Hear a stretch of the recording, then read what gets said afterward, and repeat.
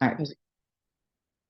Hello, guys. Welcome back to Time Under Tension. I'm here with co-host D Davis. And on the spot, what is something amazing that has happened to you this week? Ooh, this week or just today? A lot of amazing things have happened this Up week. to you. All right, something amazing that has happened this week for me.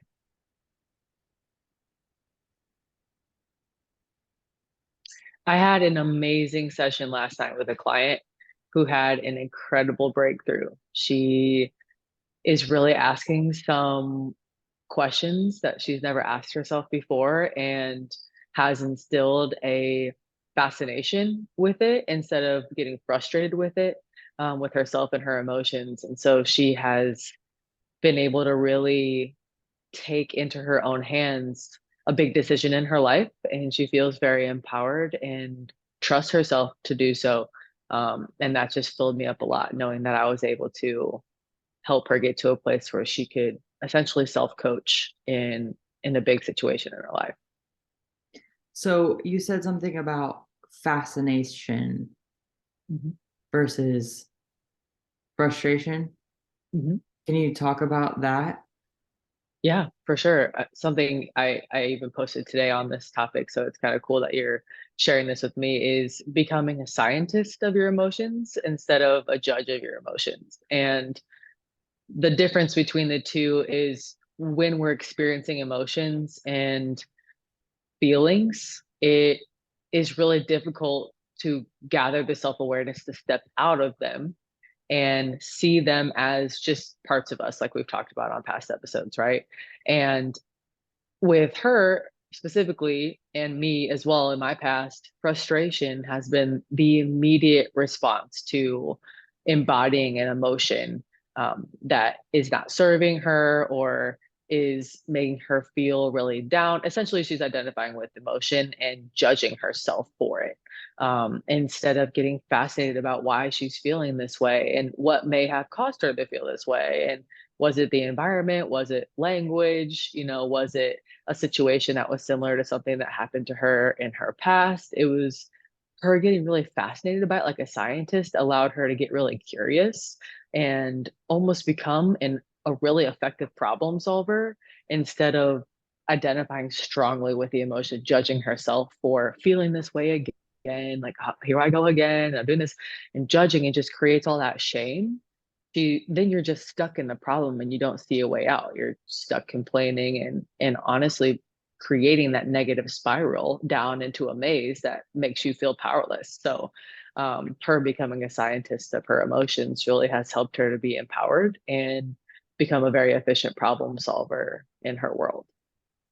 I love that. And I think that ties in really well to our conversation about behavior change, which we introduced last week. If you haven't seen that video, be sure to go check that out, where we cover an overview of the trans theoretical model of behavior change. It kind of walk through the different steps of that, Mhm. which will preface the upcoming conversation and the next conversation as we talk about that process in our own lives to give you more of like a tangible example of how to walk through that. But what it reminded me of was that picture we kind of discussed on the last episode, where it shows the stages of behavior change as steps. And at each stage of behavior change, there's an action or an entry point for being able to continue to encourage ingraining that behavior change. So there's Mhm. like an opportunity at each stage to keep Mhm. ingraining it more deeply and then eventually, ideally, getting to that maintenance stage. But what I hear is that idea of frustration, that is almost the block and obstacle that we can run into at each stage, along with some Mhm. others. But when we get stuck like that, that becomes a barrier preventing us from moving forward into the next stage. I think sometimes frustration is helpful in that first stage when we move from pre contemplation, where we're totally not aware, to contemplation, where we're starting to foster that awareness. I feel like with that awareness, we usually also have some frustration or dissatisfaction or internal dissonance, something in our lives is not lining up with something we want for our lives or something that we're projecting as our ideal life. And so we feel that gap of dissonance or frustration. And I think that can be helpful in that stage, but it can't stop at frustration. It has to go from, whoa, okay, I feel something's off here, something's not aligned with my values, or I'm doing a behavior that's not serving me in some way. Mhm. Then we have to move into that state of, like you said, taking it as data, being curious so that we can move forward out of that curiosity and we aren't just stuck in the frustration. Right. And when I'm thinking about it in the way that I take my clients through the behavior change steps is the frustration, your emotions are always going to be a GPS for for there being something that's out of alignment. So the frustration, I totally can hear how that is in a way, a call to action, but it's almost like there needs to be the awareness that the pattern or the trigger or the behavior is the thing that's keeping them stuck. The frustration is a signal to them that there needs to be some sort of change. But the self awareness sometimes isn't there to understand that frustration is the cue to call to action instead of it being something that's almost a motivator. I love the idea of having it as a motivator. So I feel like you're opening my mind to have frustration almost be this tool as well that you're describing. But the entry point, that self-awareness piece of realizing that there is some sort of behavior that's happening that is causing a lot of disruption internally, but that you do have the option, the choice, the power to make a change. And the once the fascination changes that frustration into the ability to find new ways or new paths, all of a sudden it also relinquishes that person from being in the chains of the behavior. So they're no long it's like the behavior no longer becomes this big thing. For example, for me personally with my eating disorders and disordered patterns or my body image journey, it was almost like I was so stuck in food and exercise instead of understanding that my frustration was showing me that that thing over here is a problem. That behavior I'm choosing to do is a problem. And how can I find a new path that leads me to the same goal that that problem is essentially giving me, if that makes sense? Like, whatever that problem is or the behavior is that's causing the frustration, it's still, for some reason, very top of mind for me. It is the thing that I'm focusing on. It's my focal point. When really the focal point needs to be your power to choose a different path to the thing that's on the other side of the behavior.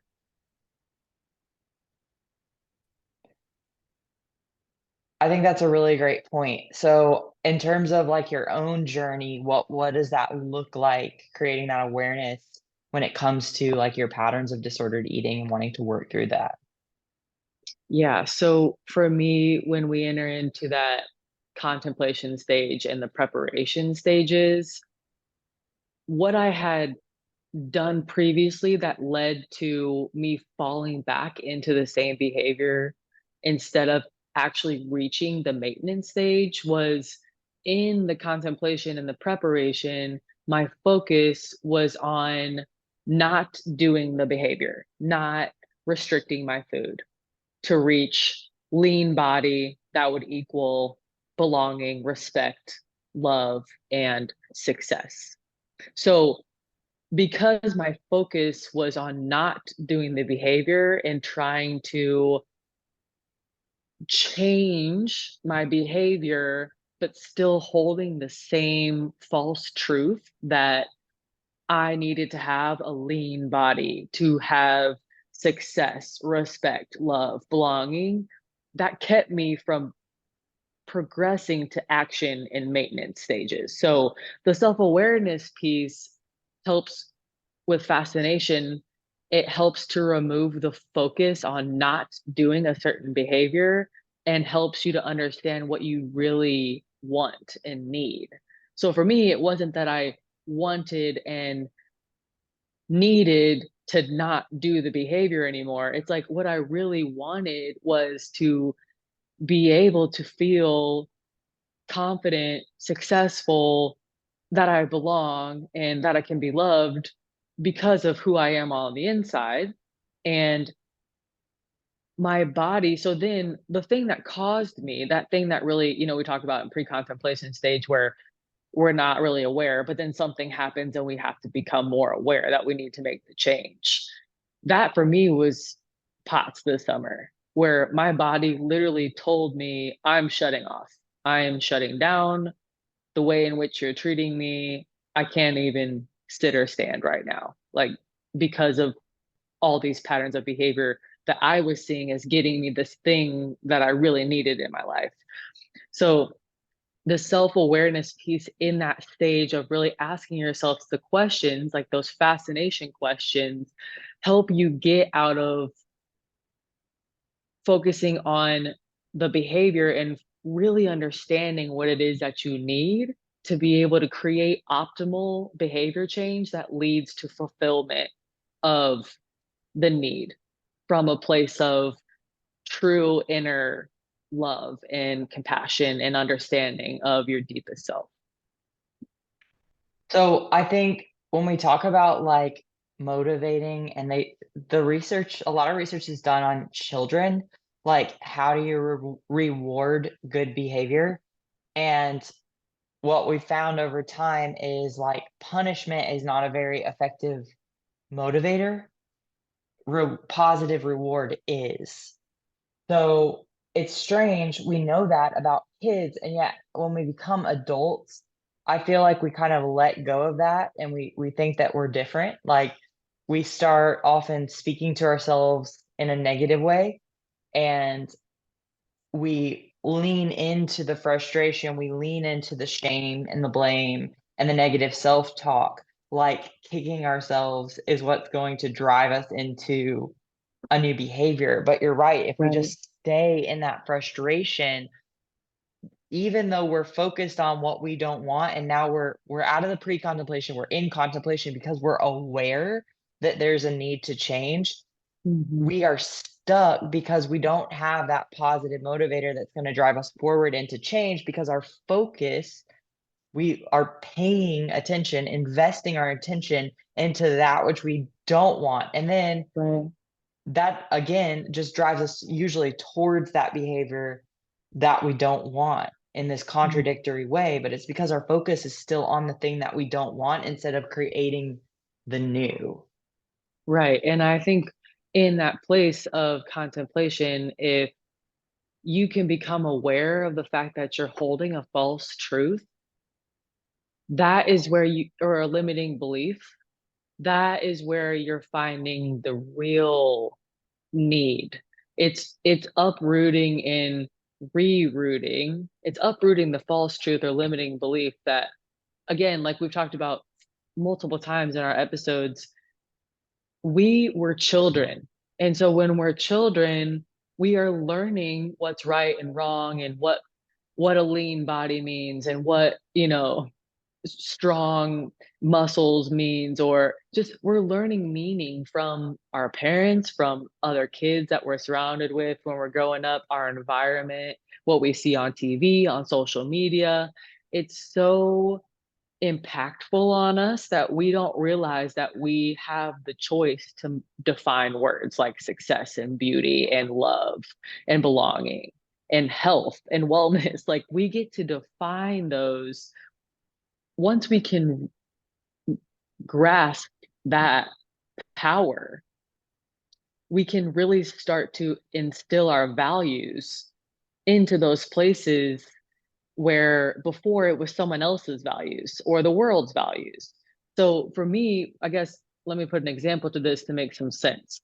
In the pre-contemplation stage, like I've said, I didn't have any awareness. Now I have something that happens to me with my body shutting down and it takes me out of being able to live my life in any way that I would want. And so now I'm in this place where I need to get motivated to health and wellness. My behavior change needs to be fueling my body in a way in which I can go on walks with you, go on hikes, ride my bike, coach volleyball, coach clients, have the energy to be able to live out my purpose. And so, right. So when I'm going about my focus now, my focus is on wellness and health by my definition, not by the definition I had learned, which was excessive exercise, restricting my food or controlling it, and making sure that I have this body physique on the external. It's all internal and making sure that I inside am healthy. That wellness inside for me and my values helps me to have the energy to pursue the greater mission that I'm here to serve. So when I'm preparing now this time, I have to understand in all of this, this is going to be really hard for one. This is going to be really hard. And I'm going to have to eat when usually I wouldn't. And that's gonna be really challenging for me because I'm uprooting patterns of behavior or belief systems that I have had since I was in high school.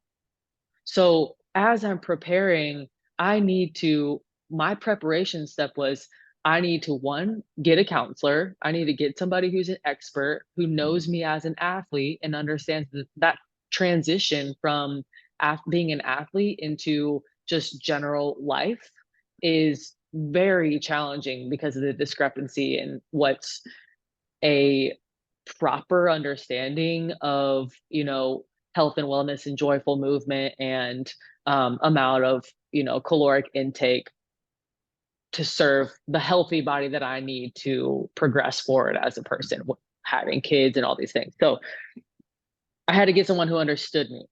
And then my next step was making sure that I was addressing the trigger in my habit loop that was causing the behavior that I didn't want. So what was the trigger that caused me to binge at night? Okay, awesome. That's the behavior I want to change. And I really have this goal. My motivation and my commitment to this is to be a healthy, energized individual who is empowering my inner self, creating health for a long life of exploration, right? So I have my end goal. Now, as I'm preparing, I have my counselor, and then I'm addressing what in my habit loop needs to change and then implementing that change. And I started very small. Like it had to be the first thing that I became aware of, one by my counselor, but also you in this journey, was that I was waiting till noon or 1 p.m. to have my first meal. And my first meal was protein and a banana. It wasn't even sufficient for the fact that I had already just trained. And I'm eating something so small that it's not even remotely satisfying me and what my body needs internally to be able to have this energy. So the first change was that I needed to eat first thing in the morning. I needed to get up and I needed to eat because if I waited, I was backloading all of my calories and starving. So by the time it was 8 p.m., I've had two meals and I'm starving. I'm hungry. And what does that lead to? It leads to me opening up. The action is opening up the pantry. And I'm like, I tell myself I'm only going to have, you know, 3 rice cakes and some peanut butter or something. And it ended up leading to me having binges at night. So what I realized was like, of course, like that makes logical sense. The data, I don't have enough calories in my body to sustain any sort of energy or allow my body to reach a level of rest that would allow for me to be ready for sleep or has it's like my body was thinking there was a famine. So I needed to go back and insert a different behavior earlier in the day that was going to disrupt this normal habit loop I was in. And so counselor. Then I was eating my first meal, and it was what was called a peace plate. So making sure my meals, I was eating then every 3 hours, and each meal had to be a peace plate. And a peace plate means it has a carb or a starch, a fat, and a protein, making sure I'm getting my essential nutrients in. I needed to make sure I was honoring. So in this place now, I'm like, I don't like carbs. I really don't feel comfortable eating carbs. Like I know that that was my struggle and my rooted belief that I needed to uproot. And in that place, like that's where it gets really hard is like you have to have these action steps in place, these processes in place while you're in that action phase of practicing these new behaviors where you have that end goal of the thing that you really want and need top of mind. That commitment, that preparation piece is so significant because once you start doing these actions, you're going to have these very challenging times where you're wanting to revert back to old patterns out of fear. I'm thinking, if I start eating carbs at every meal and I'm eating 5 times a day, I'm going to be overweight, I'm going to get fat. And then in my mind, because of that false belief system I was holding, now I think I'm going to be seen as lazy, unproductive, not committed to my health, and not respected, and no one will love me. So it's like, having that preparation piece and having those things in place are so significant to sticking to the plan because as you're working through action, that action is the only thing that's going to prove to you that your limiting belief is a limiting belief and not truth. Performing the action, actually getting out of the old behavior and into a new system of beliefs, into a new habit loop, and into a place where you're honoring your motivation and commitment goal, will you be able to reach maintenance and be able to let go of those things that didn't serve you, kept you stuck? At that point, now you're able to actually, so now I eat every 3 hours. I have peace plate, but now I get to intuitively eat where I eat what I want at whatever time that I'm hungry. I know my hunger cues now. All of these things came from action only, though. I fell back multiple times. I fell back into that contemplation again and preparation stage multiple times out of fear, true fear. It happens. It happened for a long time. I'm just now in this place, probably the last month, where I'm in this maintenance phase of like, I love my body this way. I feel good. I'm healthy. I have energy. I'm pursuing my purpose. I'm alive. I have joy and I'm regulated. My hormones are regulated. My body is telling me this is your healthy set point. And I'm like, I'm looking at myself, yeah, I'm not super cut up and lean, but guess what? The people in my life right now are showing me I have actual action, that action where people were loving me and telling me my light was so bright. They're telling me all of these ways in which that I have helped them become a better version of themselves, how I've transformed their lives. It's like I am so much more loved and successful and respected in who I am now because I did this action step of getting myself to a healthy place by my definition, a place of wellness that showed me that people love me for what's on the inside. So that limiting belief that started in the very beginning that caused the contemplation in the first place or the issue that came up, all of a sudden that no longer is in my world. I all of a sudden have freedom from this chain that was on me for so long, and I have been able to replace it with this belief system that's serving me, but it's serving, which is more important, everybody around me. I get to show up as a better partner. I'm a better coworker. I'm a better coach. I have this experience now where anyone who struggled with disordered eating or has body image struggles because of the culture we live in. I I got myself through that so I can now help other people see that what is inside of them is really what is going to be the thing that brings that fullness, that joy, that freedom, that feeling that there's purpose and meaning in the world, not the way in which your body looks. If the other thing, and this will be the last, well, my last little comment here is A really great reminder for me, and again, this is part of the preparation because the number of times I fell back, there was always something else I needed that I didn't realize I needed. And affirmations was a big one. I needed to have my affirmations. I needed to have my scripture. I needed to have these practices in place where when I was struggling, I could call upon what I said I was, what God tells me I am. And I'm able to now, in this place that I'm in, understand that my body is temporary. My body is, we are spiritual beings, like you say, we are spiritual beings in a physical world. My body is going to age. I am going to get old and wrinkly and way more immobile, right? And so if I was holding on so tightly to this belief system that movement was the only thing that was going to bring me a sense of achievement in the day, or my body image was the only thing that was going to bring me love, belonging, success, respect, now all of a sudden, when I get older and I age, my identity is like out of my own control.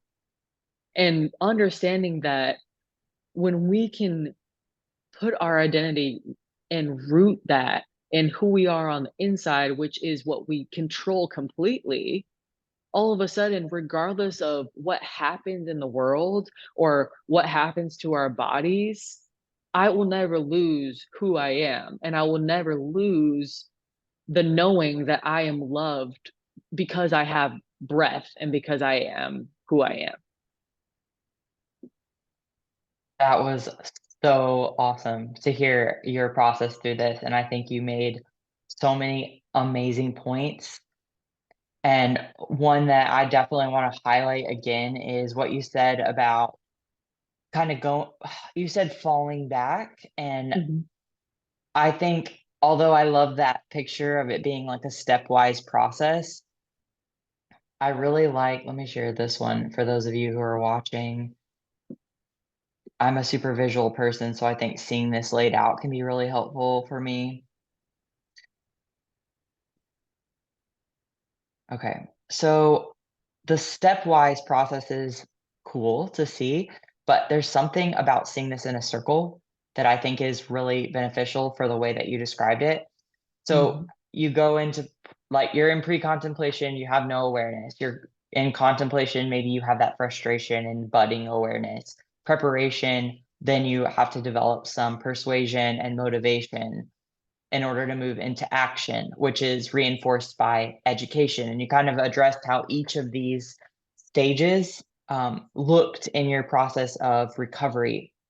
And Mhm. then there were times where I would say you had, just watching your journey from the outside, like a longer phase of, say, sustaining those habits that you had recognized were beneficial to you. Mhm. But I Mhm. think what's great about this picture is it highlights the fact that we can move from a maintenance phase into a relapse and going back through the process again.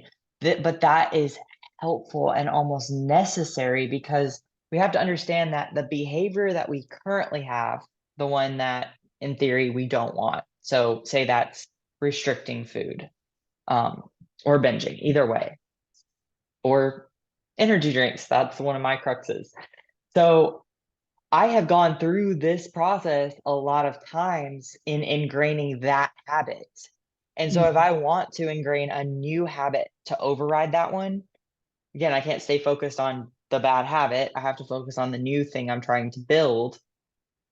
I'm going to have to go through this cycle several times to ingrain it as deeply because we talk about Right. like neural programming and how, like, once you practice something, you're wiring it in your body. It becomes a ski slope and it's getting deeper and deeper each time. And you Mhm. fall into the groove very easily when something kind of guides you in that direction, your trigger. So, in the same way, if you're trying to ingrain a new process, you need to go through this cycle a few times, which means you're going to have to probably relapse. There's some times where we can make a decision and switch it forever.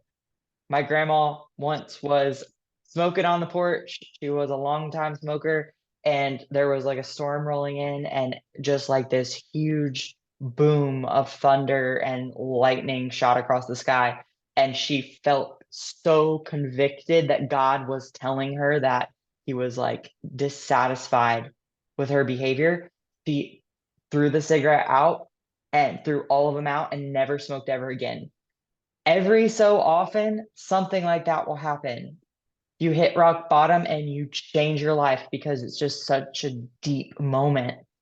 Mhm. It's rare though, and I think we have to give ourselves grace and understand that a lot of times we have to go through this process. And that relapse is an opportunity to come back and ingrain even deeper truths.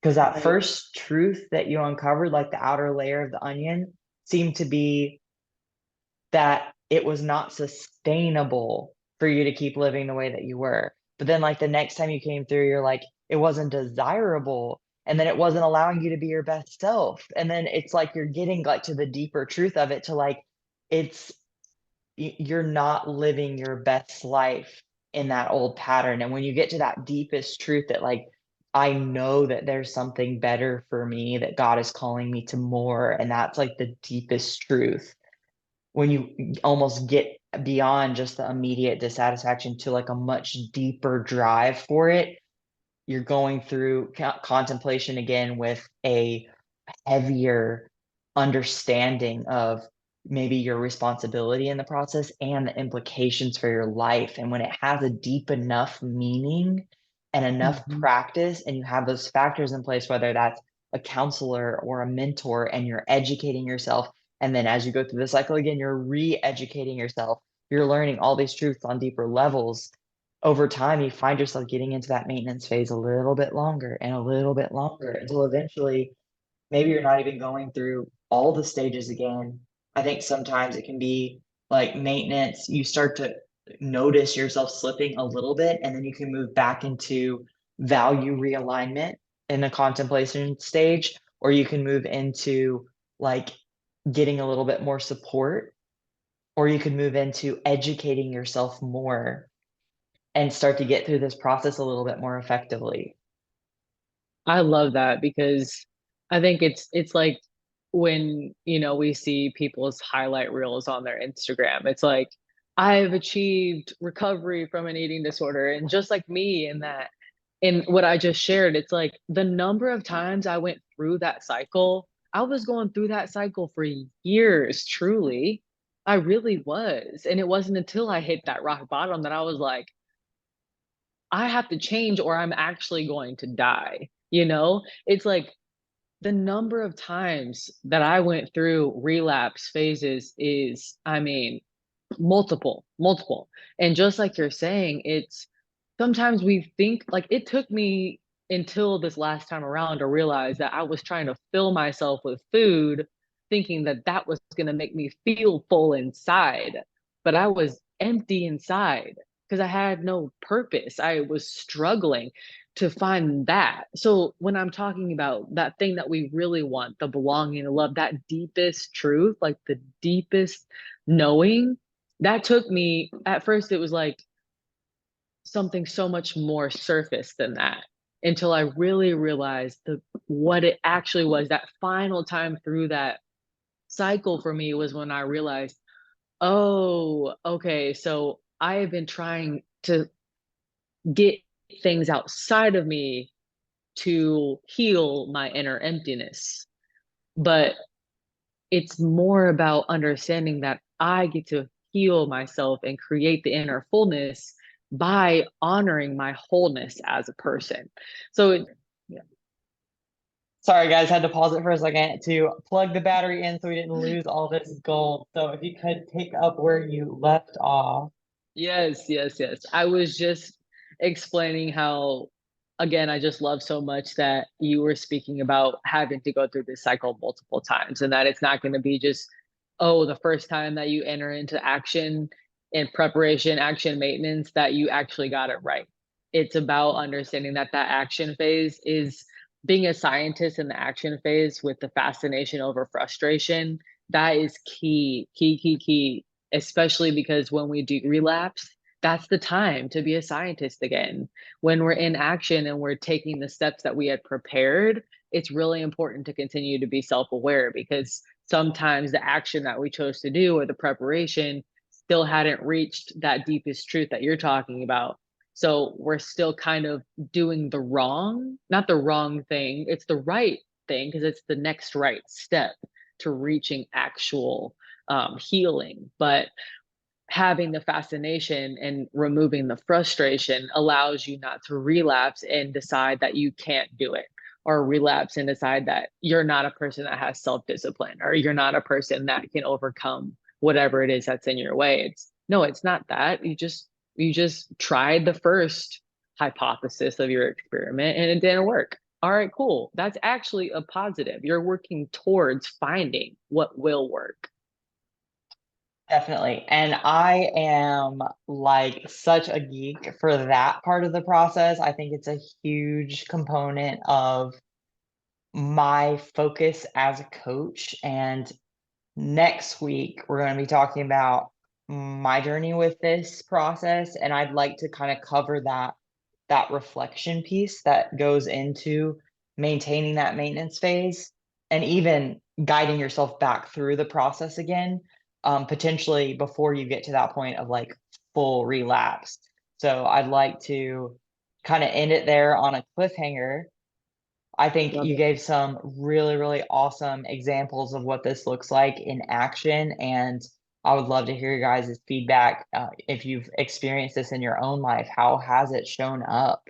And I'm really looking forward to also just kind of sharing maybe a different perspective or a different perspective from a different side of this, because it really is the same process if you start to reflect back on how this has shown up in your own lives. And we'll be definitely talking about that next week. In the meantime, do you have a piece of advice, a tangible piece of advice for someone who is stuck in the frustration this week? What can they do to move out of that and move into fascination? Biggest key is to be with your frustration. Don't be in your frustration. You are not your feelings. There has to be someone that's feeling the feelings. So having that knowledge of I am not my feelings, I am just feeling this way will help you to alleviate the full immersion of self in the emotion, and it helps you to step outside of it and then be with that emotion.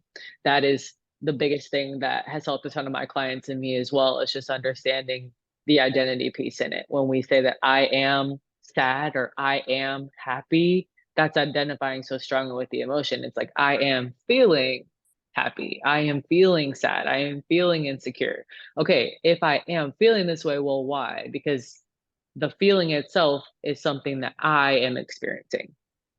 That is great. And if you guys are interested in that concept, hearing more about it, I would highly recommend looking into the concept of Stoicism.